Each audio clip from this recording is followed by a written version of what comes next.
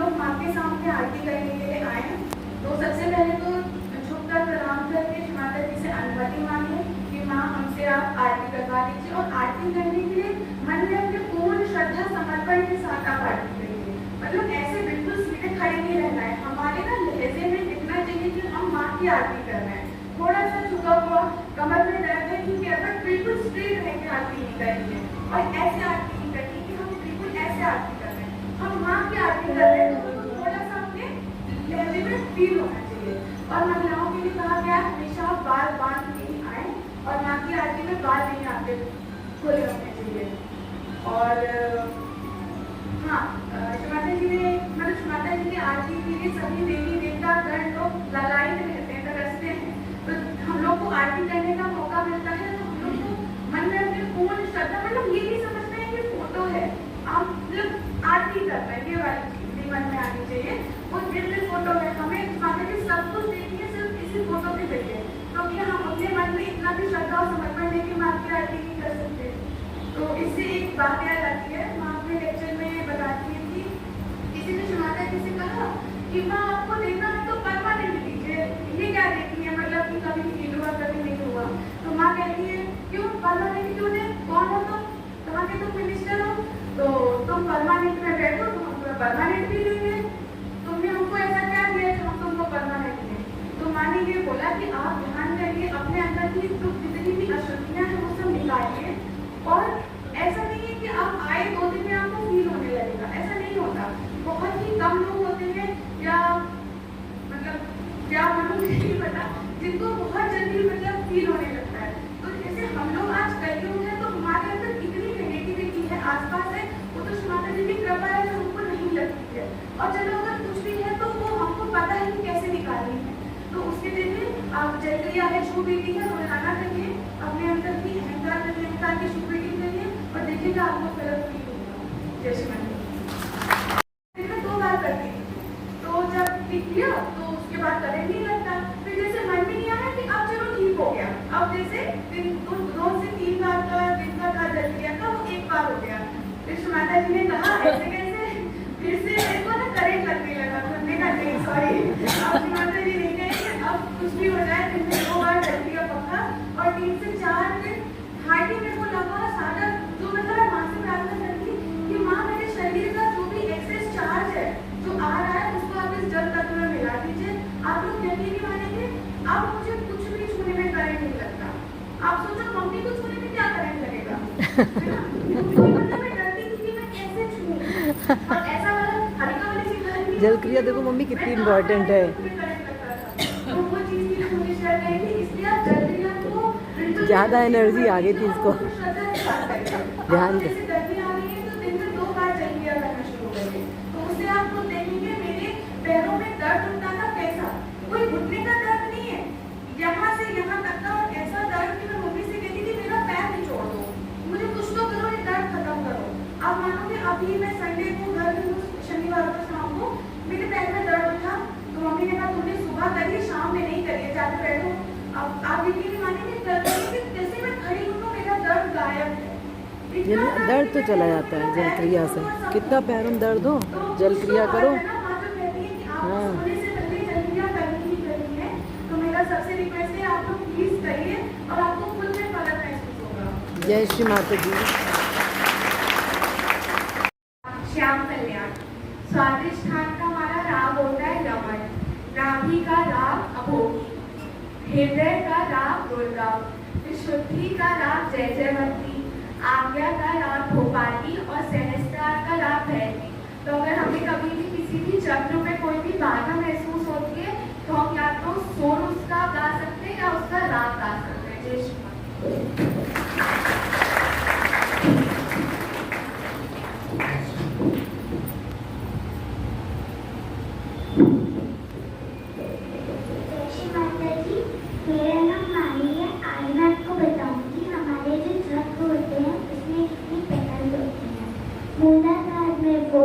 स्वादिष्ठान में 6, नाभि में 10, हृदय में 12, विशुद्धि में 16, आज्ञा में 2, सहस्त्रार में 1000। जय श्री माता।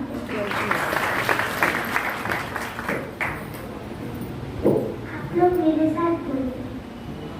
मूलाधार 4, 4, स्वादिष्ठान 6, स्वाद 6, नाभि 10, 10, हृदय 12, 12, विशुद्धि 16, 16, 16, 16, 16, आज्ञा में 2, सहस्रार में 1. जय श्री राम।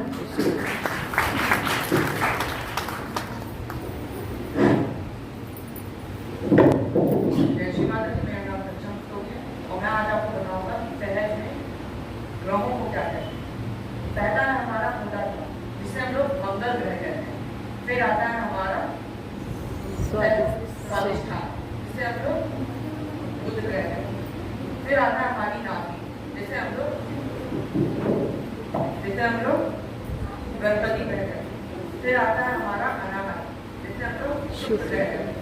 फिर आता है हमारा विशुद्धि, फिर तो हम लोग कहते हैं शनि, शनि, शनि, शनि, शनि। फिर आता है हमारा आत्मा, जिसे हम लोग सूरज कहते हैं। फिर आता है हमारा सहस्त्रार, जिसे हम लोग सोम, सोम, चंद्रमा कहते हैं। धन्यवाद। चंद्र ग्रह, हाँ चंद्र ग्रह, चंद्र ग्रह, चंद्र ग्रह, हाँ दिन है सोमवार। अभी नया पूनम की बहन का बेटा नया है अभी, नहीं नया है। तो उनका क्या यूज है और कैसे जलक्रिया हमारे सभी चक्रों को शुद्ध करती है, ये टॉपिक है। तो इसके बारे में हम आपको बताएंगे। तो जो हम लोग टब लेते हैं और उसमें पानी डालते हैं, उसमें नमक डालते हैं, तो जो नमक होता है वो हमारे मूलाधार चक्र को शुद्ध करता है। उसके बाद जब हम क्षमाता जी के आगे दीपक जलाते हैं तो दीपक से हम लोग को मिलता है अग्नि तत्व। वो अग्नि तत्व हमारे स्वादिष्ठान चक्र को शुद्ध करता है। और जब हम अपने दोनों पैर टब में पानी में डालकर बैठते हैं तो वो पानी जो होता है हमारे नाभि चक्र को शुद्ध करता है। और उसके बाद जो एटमॉस्फेयर में हमारी एयर होती है, वायु तत्व, उससे हमें मिलता है वायु तत्व जो हमारे हृदय चक्र को शुद्ध करता है। और उसके बाद जो स्काई होता है, क्योंकि हम लोग स्काई के नीचे ही कर रहे होते हैं, तो उससे मिलता है हमें आकाश तत्व और वो हमारे विशुद्धि चक्र को शुद्ध करता है। जो क्षमाता जी के आगे दीपक जल रहा होता है, उस दीपक से जो प्रकाश मिल रहा होता है वो हमारे आज्ञा चक्र को शुद्ध करता है। और क्षमाता जी जो हमें वाइब्रेशंस देती हैं वो हमारे सहस्रार चक्र को शुद्ध करता है।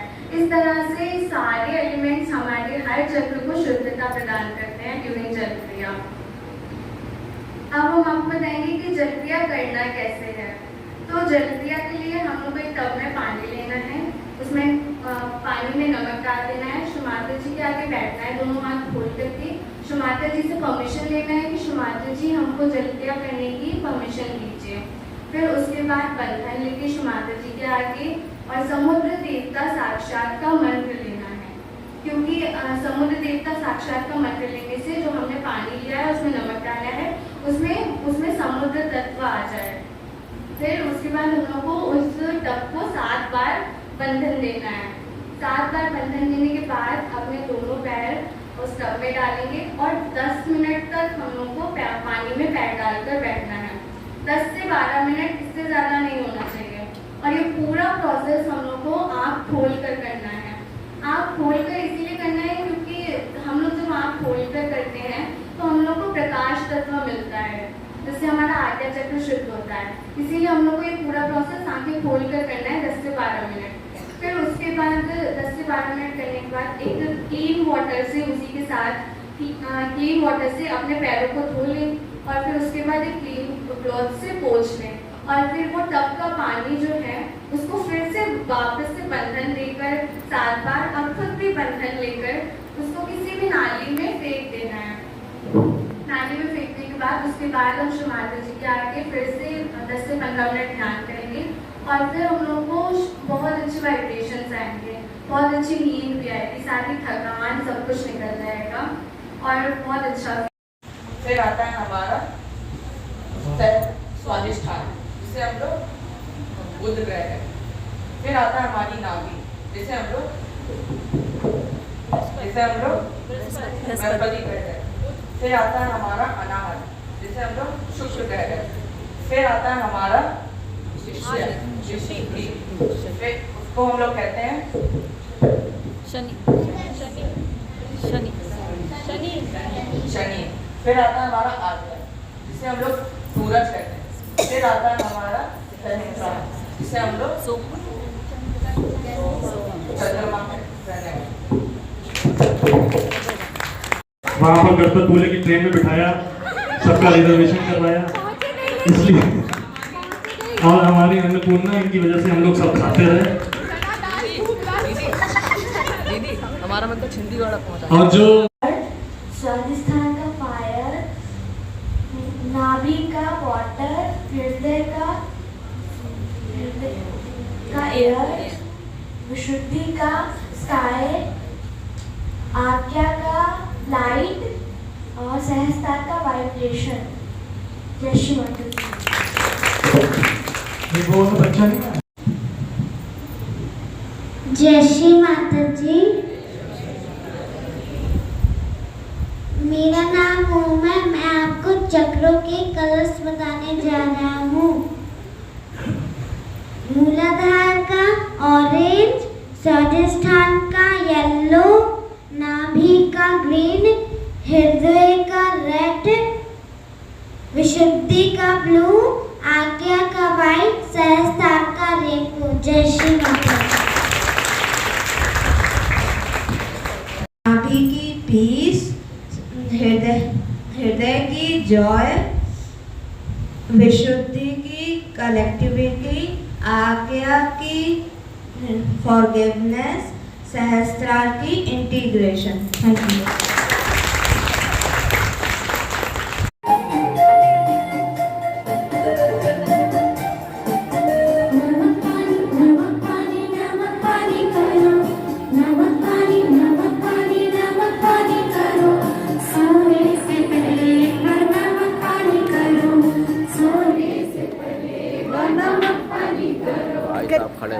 वो चले गए।